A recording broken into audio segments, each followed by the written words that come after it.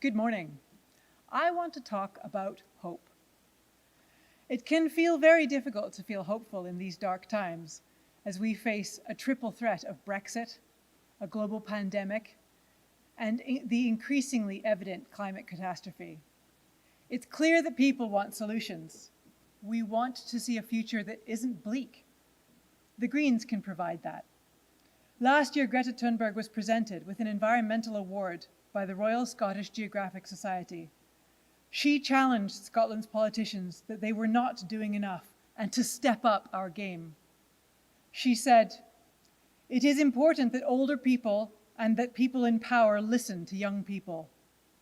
Greta, I could not agree more. Greta Thunberg and our young people who take to the streets in Scotland clearly have a different definition of the word emergency than the Scottish government, and they deserve to be listened to. The fact is, this month marked 2 years since governments signed the Paris Agreement to keep global warming to 1.5 degrees. But no government anywhere has taken bold action, and things have gotten worse, not better. We've seen wildfires from California to the Arctic Circle. Ice in Greenland and Antarctica is breaking up and melting at rates matching the worst-case scenario. But I want to talk about hope, because it isn't too late to change if we act now. The Greens have the solutions to this crisis. More and more people are recognizing that an emergency requires an emergency response. The Scottish Greens have that emergency response. It is a response that can protect our planet and create a new future for us all. As most of you know, I work in renewable energy.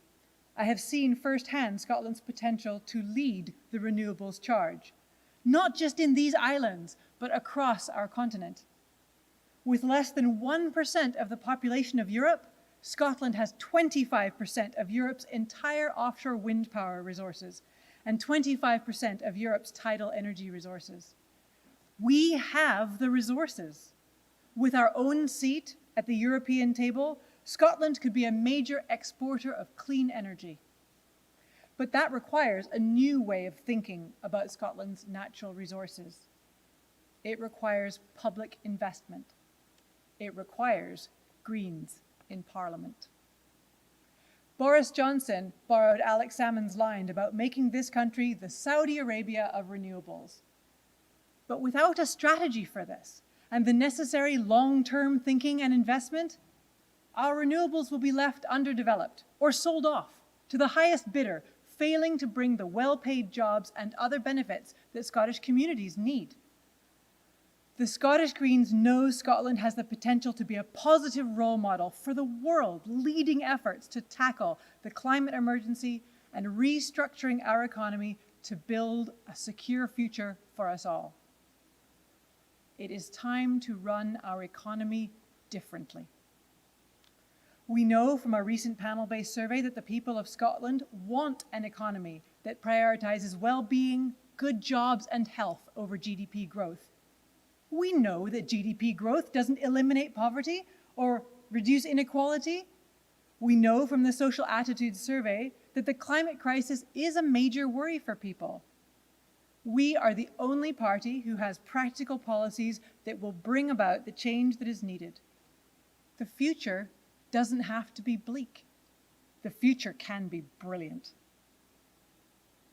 Other parties are putting their faith in global finance and vested interests to fix their own mess. This is a dangerous waste of precious time.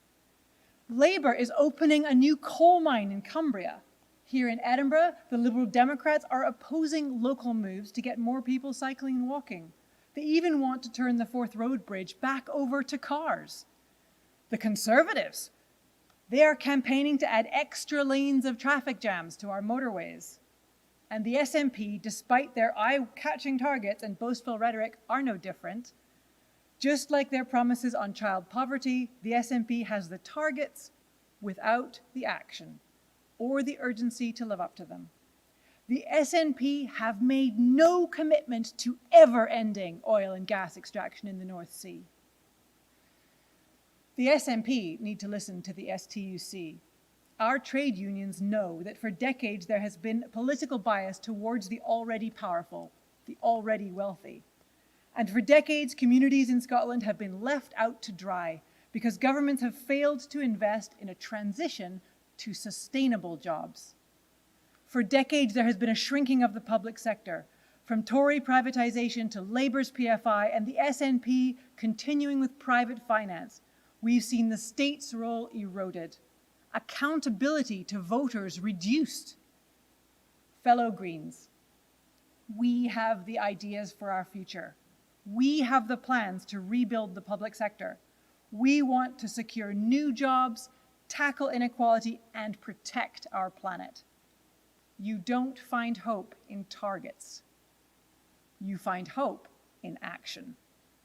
That means the Scottish Investment Bank and enterprise agencies sharing the same vision. It means a publicly owned energy company calling the shots. It means publicly owned transport companies integrated with each other to provide a convenient alternative to driving for all of our communities, free at the point of use. It means radical land reform that would allow us to reforest Scotland to the same level as other European countries. It means retrofitting homes to make them warm and investing in heat networks. A guaranteed job for everyone who wants one and a universal social safety net. As we've shown in our report on manufacturing, a Scottish Green New Deal would also provide thousands of new jobs in the clean industries of the future. That is why so many SNP supporters are starting to realise that it is the Scottish Greens who have been making Scotland fairer and greener for the last 4 years. And we can grow our numbers in 8 months all over Scotland? Sure we can. We can elect 3 MSPs in Glasgow and Lothian.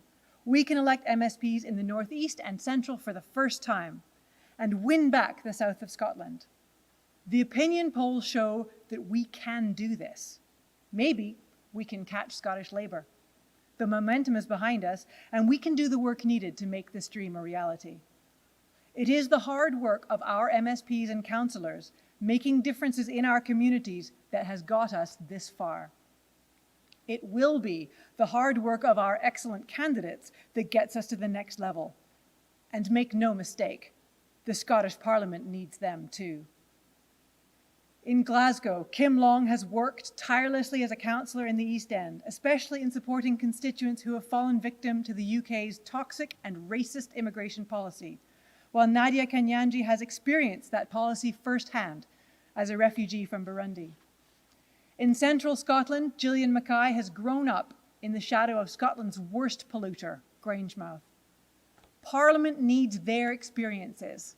Scotland needs them. Just this week in the Highlands, Ariane Burgess launched a campaign to dual the Highland Main Line. And in the south of Scotland, Laura Moody successfully campaigned against the destruction of vital peatlands. Parliament needs their campaigning. Scotland needs them. In the west of Scotland, Dr. Carolyn Scrimgeour is a consultant clinical oncologist. She has a first-hand experience of our NHS during the pandemic. In the northeast, Maggie Chapman has used her voice as the rector of Aberdeen University and convener of the Scottish Independence Convention to challenge inequality. And in Fife, we have the party's expert on sustainable food, Mags Hall. Parliament needs their expertise. Scotland needs them. It is no coincidence that these are all brilliant, articulate women. And we know for sure that Parliament needs more of those. Our MSPs have lived up to the promise of leading the change in Scotland, but we've only just got started. As I said, we're the ones with a plan that isn't more of the failed old ways of the past. With even greater influence, the Scottish Greens would rebuild the public sector so it is aligned behind efforts to reduce our carbon footprint and rebuild a fairer, greener Scotland. It is a vision that is working for Scotland. It is a vision of hope, of new hope. Because hope is not just about aiming high, it's about delivering the changes that are needed. It's about building a fairer, greener future for Scotland now. Together, we can do it. We can be the spark that brings hope.